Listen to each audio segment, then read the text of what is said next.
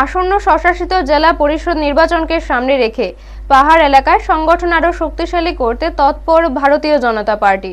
তেলিয়ামুড়া বিধানসভা কেন্দ্রের অন্তর্গত এডিসি এলাকায় দুষ্কৃতে আয়োজিত এক যোগদান সভায় 12টি পরিবারের শতাধিক ভোটার বিজেপিতে যোগ দেন।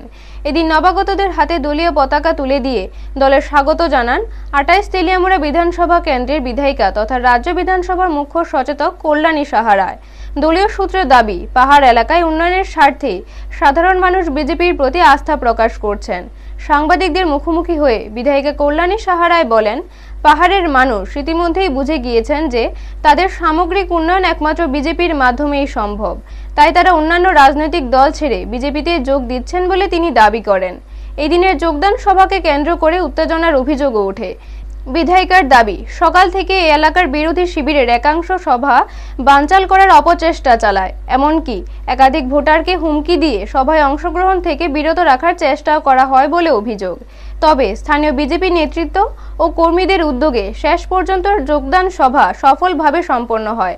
আসন্ন এডিসি নির্বাচনকে সামনে রেখে পাহাড় রাজনীতিতে এই যোগদানকে তাৎপর্যপূর্ণ বলে মনে করছে রাজনৈতিক বিশ্লেষকরা।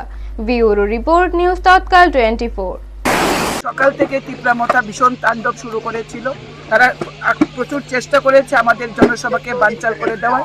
তারপরেও আজকে আমাদের এখানে 10-12 পরিবারের 50 জনের উপর ভোটার আজকে ভারতীয় জনতা পার্টিতে যোগদান করে এবং আগামী দিনে আমাদের এই যোগদান অব্যাহত থাকবে। কারণ মানুষের ভুল ভাঙছে। জনজাতি ভাই বোন যারা তীব্রমতা এবং কমিউনিস্ট পার্টির সঙ্গে যারা যুক্ত ছিল, কংগ্রেস পার্টির সঙ্গে যুক্ত ছিল, তারা আজকে বুঝতে পারছে যে ভারতীয় জনতা পার্টি ছাড়া, মোদি মানিক শাহ সরকার ছাড়া তাদের ডেভেলপমেন্ট কখনোই সম্ভব নয়।